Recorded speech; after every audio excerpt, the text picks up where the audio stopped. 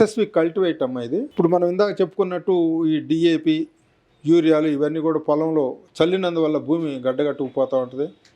భూమి మీద చల్లినప్పుడు ఎరువులు అంతా తీసుకోలేదు.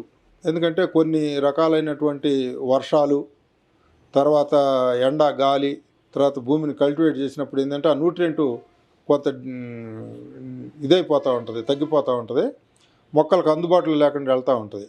అట్లాంటి సందర్భంలో మనం ఈ కల్టివేట్ని కనుక వాడితే దీంట్లో ఉన్నటువంటి భాస్వరము, నత్రజని మొక్క పైన స్ప్రే చేసినందువల్ల మొక్క ముసలితనం రాకుండా మనకి ఎన్నిసార్లు కాపు రావాలన్నా మొక్క మళ్ళా చిగురిస్తూ గ్రో అవుతూ ఉంటుంది. అట్లాంటి పరిస్థితిని చేయడానికి ఇది ఎక్సలెంట్గా పనిచేస్తుందమ్మా. మనం ఏదైనా ఒక పంట నుంచి ఒక పంట తీసుకుంటాం. ఇప్పుడు మిరప ఉంది, 4-3 కోతలు కోస్తాం. పత్తి ఉంది, 4-5 సార్లు తీస్తాం. అట్లాంటి పైరుల్లో మనం ఒక కోత కోసిన తర్వాత దీన్ని కనుక స్ప్రే చేసుకుంటే ఎకరానికి ఒక 1/2 లీటరు, మరలా ముందు పంట ఎంత ఉందో అంత పంట రావడానికి ఇది బాగా దోహదం చేస్తుంది. తక్కువ ఖర్చుతో అయిపోతుంది.